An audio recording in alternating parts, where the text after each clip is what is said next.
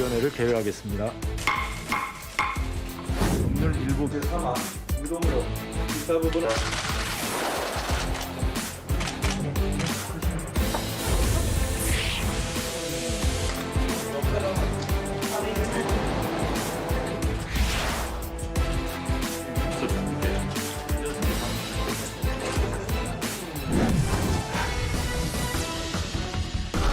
지금 말한 거 관련하여서는 공식 회의와 방문과 관련된 필수는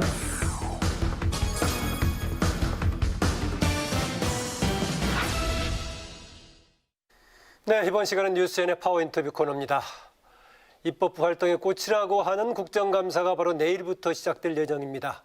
21대 첫 국정감사인 이번 국감은 코로나19 사태 장기화 속에 치러지는 만큼 많은 부분에서 예년과 다르게 진행될 것으로 보이는데 오늘은 제16, 17, 20대 3선의 국회의원을 지내시고 또 문재인 정부 초대 해양수산부 장관을 지내셨죠. 그리고 나서 지금 현재 국회 사무처를 이끌고 있는 김영춘 국회 사무총장과 함께 국정감사 준비와 국회 운영에 관한 얘기 나눠보도록 하겠습니다. 어서 오십시오. 예, 안녕하십니까. 예, 취임하신 지 지금 100일 되셨다고요? 예, 이제 100일 돼갑니다. 예, 그동안 이제 국회에서 의원으로서 의정 활동하시고 또 해양수산부 장관 또 이제 국무위원 활동하셨는데 그때하고는 많이 다를 텐데 어땠습니까? 예, 국회의원도 해봤습니다만 한 공간 안에만 있다 뿐이지 네. 하는 일은 완전히 다른 일입니다. 하루 종일 보고 결제 또 각종 민원 뭐 이런 것들에 파묻혀서 지내야 되는 그야말로 행정하는 자리가 바로 국회 사무총장입니다. 예. 우리 국회 또 사무처의 식구들도 많지 않습니까? 예. 그 사무처, 도서관, 입법조사처, 예산정책처 그리고 국회의원실에 소속되어 있는 직원들도 행정관리는 또 사무총장이 통솔을 하거든요. 네, 상임위원실에 무슨 뭐 전문위원들 수석 이런 쪽도 관할하잖아요. 예, 다 마찬가지죠. 예. 그래서 사무총장이 결제해서 월급 주는 사람들이 한 5천 명이 넘습니다. 그러다 보니까 행정적인 업무가 굉장히 많습니다. 예, 실제로 헌법상의 비중에 보면은 국민의 기본권 다음으로 지금 국회가 나와 있는데 거기에 여러 가지 살림을 책임지는 그런 역할인데요. 예. 근래에 와서는 더구나 그 코로나19 때문에 국회 내부에서 혹시 확진자가 나오거나 그런 비상 상황이 걸리기도 하는 게 몇 번 반복이 됐었죠. 예, 지금까지 확진자가 3사람이 나왔습니다. 예. 다행히 국회의원은 아직 안 나왔는데 제가 제일 걱정했던 것은 국회의원들의 감염입니다.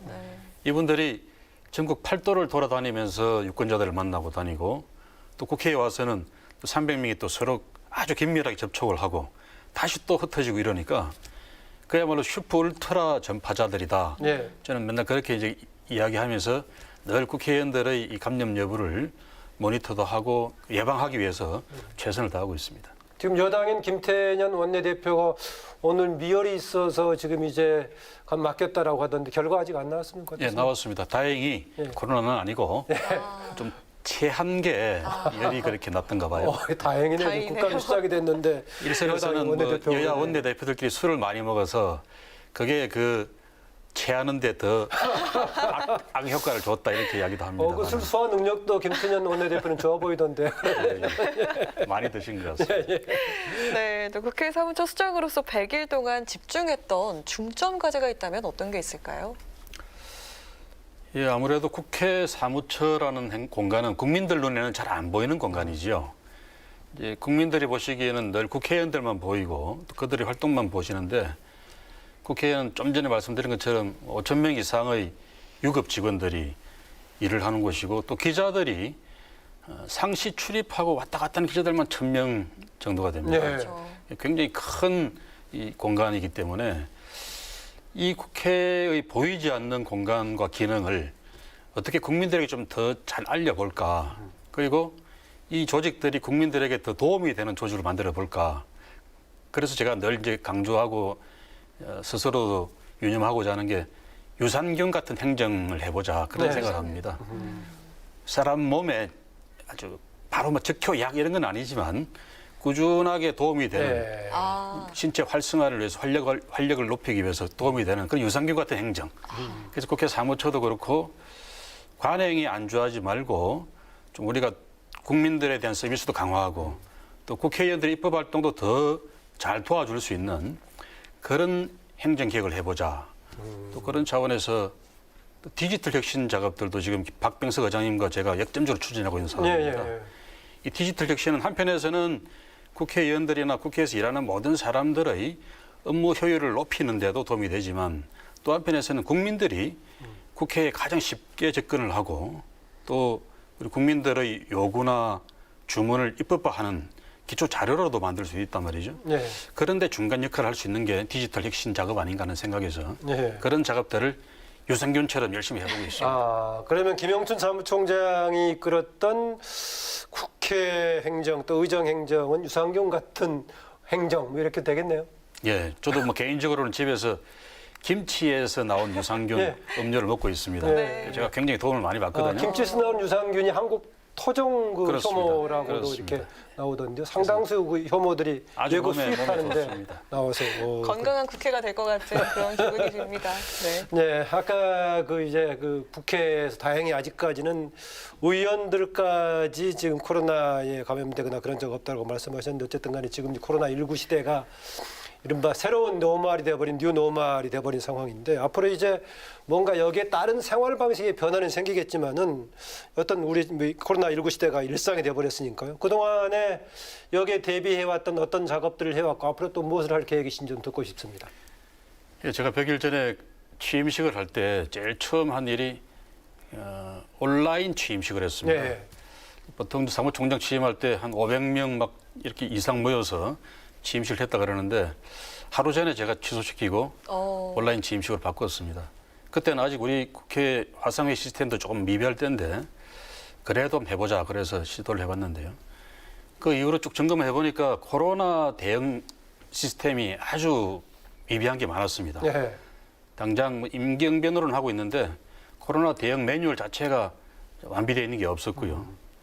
또 국회 규칙상 재난대책본부가 있는데 그 대책본부도 과거에 우리 그 화생방 훈련하던 그런 정도의 체제, 또 지진이나 폭격에 대비하는 민방위 훈련 정도의 체제. 그래서 이게 감염병에 대처하는 그런 조직 체계는 안 갖춰져 있더라는 이미 겁니다. 그때면은 그 김영춘 총장님이 취임했을 때면은 이미 대구에서 확산돼가지고 국민적인 우려가 이미 큰 걸 경험한 이후였는데 아직 준비가 덜 돼 있었군요. 예, 그렇습니다. 그래서 우선 그 긴급히 비상 대응 매뉴얼을 보다 정교하게 만들어서 네. 지금까지 한 몇 달 동안은 그걸로 지금 대응을 해왔고요.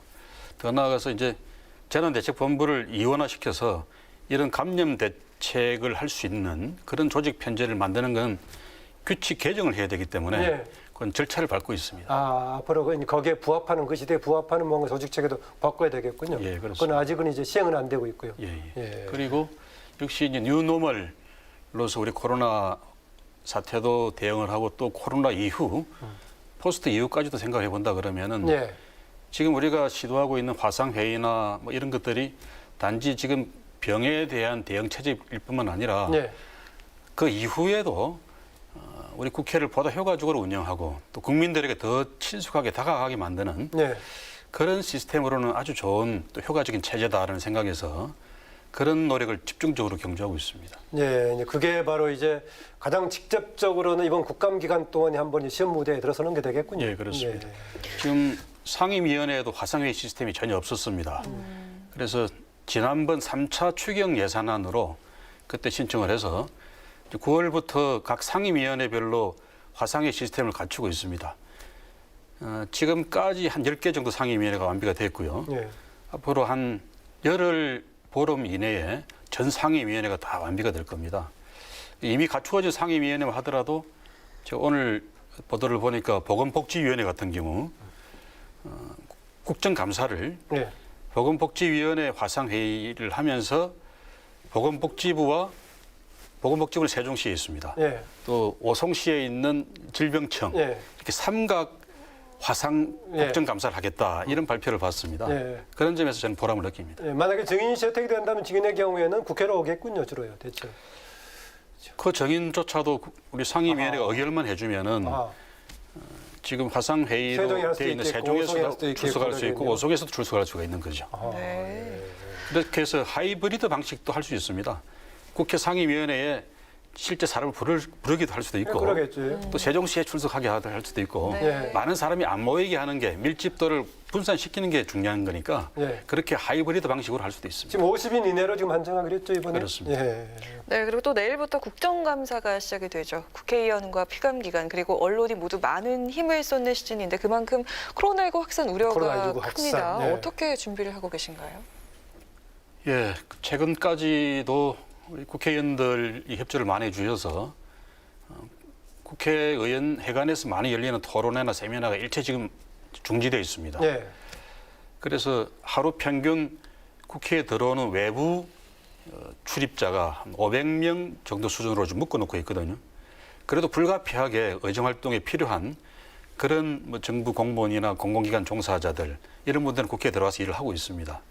그런데 이게 국정감사가 되면은 그 통제가 쉽지는 않습니다. 당장 이제 한꺼번에 일제히 모든 상임위원회의 국정감사가 열리게 되니까 거기에 출석하는 정부나 공공기관 정인만 하더라도 하루에 1,000명 이상이 될 것 같아요. 그런 점에서 지금까지 잘 막아왔는데 국정감사 기간 동안에도 구멍이 안 생기도록 네. 저희들 긴장하면서 대처하고 있습니다. 아까 이제 국회 출입하는 기자들이 1,000여 명 된다고 했던가요? 그래서 예. 어떻습니까? 소통관으로 별도로 옮긴 다음에는 오히려 코로나19 시대에는 부합하는 것 같은데 간혹 현장하고 좀 멀어져 가지고 불편하다고 기자들도 있던데 어떻습니까? 예, 그런 불만도 말씀하시는데 그래도 전반적으로는 공간도 넓어지고 예. 또 취재나 활동의 편의가 많이 이제 정진되었기 때문에 만족하는 분들이 더 많이 계시죠. 예. 다만 다만 이제 이 코로나 대책 때문에 지금 상임위원회나 본회의 취재 같은 경우도 취재 인원을 제한을 하고 있습니다. 풀 기자단을 구성을 해서 취재를 하게 만들고 그러다 보니까 한 상임위원회에 취재진이 들어갈 수 있는 게 과거 같으면 수십 명도 들어갔거든요. 뜨거운 쟁점이 있는 상임위원회 같으면 수십 명의 기자가 취재를 했는데 요즘은 10명 이내에서 취재를 하고 있습니다. 카메라까지 다 포함해서요. 예. 그래서 취재에도 일부 불편함이 있는데 그래도 기자분들이 취재 풀이라든가 이런 것은 사무처에서 전부 이렇게 관장을 하나요? 어떤? 아닙니다. 우선 기본적으로는 자체적으로 편성을 해서 예. 이 사무처하고 협의해서 인원을 배정하고 있습니다. 예. 그동안에 직접적으로 이제 국회의원으로서 의정 활동도 하셨을 것인데 사무처를 비롯해서 이제 국회 수많은 직원들 일하는 모습 일반인들에게 잘 알려지지 않아 잘 모른다 했는데 이것을 잘 알리겠다 말씀하셨는데 구체적으로 알리는 것 어떤 계획이신가요? 예, 우리 국회에 대해서 국민들께서는 국회의원들끼리 맨날 싸우기만 하는 공간이다 이렇게 보시는데 네. 실제로 입법 활동도 많이 하시거든요. 예를 들어서 이번 21대 국회가 6월 달에 이제 개원을 했는데 6월 한 달 동안에만 국회의원들이 사무처에 네. 입법을 검토해 달라는 그 의뢰가 3,000건이 넘었습니다. 그중에서 실제로 입법 발의까지 연결된 건수가 1,200건 정도 되고요. 예. 그 일을 하기 위해서는 국회 사무처, 입법조사처 이런 많은 직원들이 밤을 새는 직원들이 많이 있습니다. 또 물론 국회 보좌진 중에서도 철야 작업을 하는 직원들이 많이 계시죠. 네. 이런 사람들의 활동이나 노력을 국민들에게 제대로 좀 전달하고 싶은 게 제 욕망입니다. 그래서 어떻게 할까 고민하고 있는 중인데요. 우선은 우리 국회 그 포털 사이트를 좀 개편을 해서 네. 우리가 하는 활동들을 국민들이 좀 더 쉽게 접할 수 있게 만들어 드리는 그런 노력. 또 뭐 유튜브나 이런 그 뉴미디어들을 적극적으로 활용해서 전달하는 방법. 네. 무엇보다도 국회 방송이 저는 제일 중요한 수단이라고 봅니다. 제가 미국에서 잠깐 공부할 때 보니까 미국은 C스팬이라고 네. 그 케이블 TV 협회가 만들어서 공익적으로 운영하는 채널이 3개인데 1채널이 뭐 하원, 2채널이 상원 이런 식으로 또 제3채널은 다른 공익적인 방송을 하고요. C스팬 1, 2 이렇게 나갈 수 예, 있게. 예. C스팬 1, 2, 3가 있죠. 예. 그 채널들이 그 케이블 번호에 굉장히 앞번호에 있어서 20몇 번으로 기억이 되는데 많은 국민들이 쉽게 접근할 수 있고요. 또 실제로 정치에 관심 있는 분들이 많이 보세요. 우리 국회 TV도 좀 그렇게 만들었으면 좋겠다 싶어서 예. 그런 작업들을 열심히 하고 있습니다. 참 말씀 잘 주셨는데요. 국회 방송 우리 경우에는 송출회사에 따라서 번호가 다양하게 돼 있고 그렇죠. 상당히 뒤쪽에 있는데 어떻게 이거 해법 모색하고 계십니까? 어떻습니까? 예, 우선 요즘 이제 케이블 TV나 이런 그 유선 TV도 IPTV 시장이 이런 많이 것들이. 바뀌어서 예. IPTV가 비중이 가장 높거든요. 예. 그래서 IPTV부터 65번으로 통일시켜 보는 작업을 지금은 뭐 65번, 100 몇십 번, 제가 200 몇십 번 막 흩어져 있습니다. 그렇습니다만. 이걸 65번으로 통일시켜 보는 작업을 줄기차게 하고 있고요. 예. 그러면서 동시에 국회 방송의 예산과 인력을 좀 늘려보자. 예. 그런 노력을 우선 박병석 의장님부터 욕심을 많이 부리고 계십니다. 그래서 예. 저도 같이 열심히 뛰고 있습니다. 예, 국회 방송을 비롯한 입법 지원 조직들, 홍보 조직들의 강화의 필요성은 직접 사무총장을 맡고 보니까 많이 느끼시겠네요. 예, 당연합니다. 예. 그래서 우리 국민들께서 좋은 정치를 만들어내기 위해서는 좀 정치에 관심도 더 많이 가져주시고 참여도 많이 해주셔야 되는데 예. 그것을 위한 중간의 매개 수단이 국회 방송이라고 저는 생각을 하고요. 예. 앞으로 국회 방송의 확대와 강화를 위해서 또 국민들로부터 사랑받는 그런 국회 TV를 만들기 위해서 저부터 노력하고 또 다 같이 노력했으면 좋겠습니다. 예. 네, 저희도 노력하도록 하겠습니다. 지금까지도 정말 큰 일들로 숨가쁘게 달려오셨는데요. 앞으로 또 어떤 사무총장으로 기억되고 싶으신지 여쭙겠습니다. 국회를 망친 사무총장이 되고 싶다고 하면 깜짝 놀라시겠죠? 망을 많이 치는 사무총장이 되고 싶습니다. 네. 망을 많이 친다고요. 좀 전에도 뭐 국민과의 소통도 말씀드렸습니다만은 그런 국민과의 소통망도 많이 열고 또 국회 안에서도 뭐 디지털 이 망을 많이 깔고 또 화상회의망 이런 식으로 국회 내부와 여야 간에 또 국회의원들과 국회 사무처 간에 또 국민과 국회 간에 다양한 소통망, 통신망, 또 뭐 이렇게 뭐 디지털망 이런 걸 많이 까는 망을 많이 치는 사무총장. 그래서 제가 국회 망친 사무총장이 되고 싶다고 말씀드리는 겁니다. 그런데 사무총장으로서 이제 국회 행정을 책임지고 계시는데 그동안에 의정 활동 또 정치인으로서 많이 활동해 오셨으니까 국회의원들 이렇게 이제 사무처를 책임지는 이제 사무총장의 입장이 또 보니까 우리 국회의원들의 최근 행보를 보니까 어떤 소감이 드십니까? 뭐 저도 국회의원을 3번 해본 사람으로서 네. 국민들이 국회의원을 바라보시는 것보다는 내부에서 좀 이해를 하는 시선이 더 많습니다. 예. 그렇지만 국민들의 엄혹한 시선은 우리 국회의원들께서 좀 더 좀 긴장하면서 예. 예민하게 받아들이실 필요가 있겠다. 그런 생각도 해보고요. 무엇보다 국민들께서 제일 좀 싫어하시는 게 국회의원들끼리 싸우는 거거든요. 예, 예. 여야 정당들이 너무 많이 싸운다. 제발 좀 싸우게 하지 마라라는 게 국회의원들도 지역구에 가면 늘 듣는 소리입니다. 그런 측면에서 요즘 협치라는 이야기를 많이 합니다만은 진정한 협치를 위해서 여야 국회의원들이 더 좀 많이 노력을 해주셨으면 하는 게 제 바람입니다. 네. 이제 여야 국회의원들한테 주문했었는데요. 사무총장이기 때문에 마지막으로 국회 직원들께 또 국민들께 한 말씀 주신다면요. 예. 우리나라 국민들께서 정치에 대한 시선, 또 국회에 대한 시선이 아주 나쁩니다. 국회가 전체 국가기관 중에서 국민 신뢰도 꼴찌 기관이거든요. 뭐 다른 나라도 조금 그러긴 합니다만은요. 예. 예. 그런데 또 과거에 비교해서 또 바라보면은 저는 2000년부터 국회의원을 했었는데 네. 20년 동안 국회가 많이 변하고 발전했다. 그런 또 평가도 해볼 수 있습니다. 예. 또 그만큼 우리 국민들께서 바라보는 시선이나 기대 수준이 더 높아졌기 때문에 여전히 국회에 대해서는 질타하시는 그런 분도 많습니다만은 그러나 또 한편 좋은 정치를 만드는 힘은 국민의 참여와 어떤 그 높은 기대 수준이라고 생각을 합니다. 그런 측면에서 국회를 좀 더 많이 사랑해 주시고 더 많이 참여해 주시고 또 어떤 면에서는 좀 질타도 더 많이 해주시면 좋겠습니다. 예. 네. 그런 면에서 제일 중요한 게 저는 국회 TV를 좀 많이 봐주시는 거다. 예. 예. 그렇게 생각합니다. 오늘 여기 나오셨기 때문이긴 하지만 실질적으로 보니까 김영춘 총장님께서 앞으로 국회를 국민과 함께하는 그런데 국회 TV 역할이 굉장히 중요하다 이런 것을 상당히 이제 강하게 느끼고 계시는 것 같습니다. 예, 그렇습니다. 예. 오늘 김영춘 사무총장께서 이른바 언택트 시대가 돼 있는 이 코로나19 시대의 국회 운영 방식 또 지금 국정감사 관련해서 여러 가지 해주셨고요.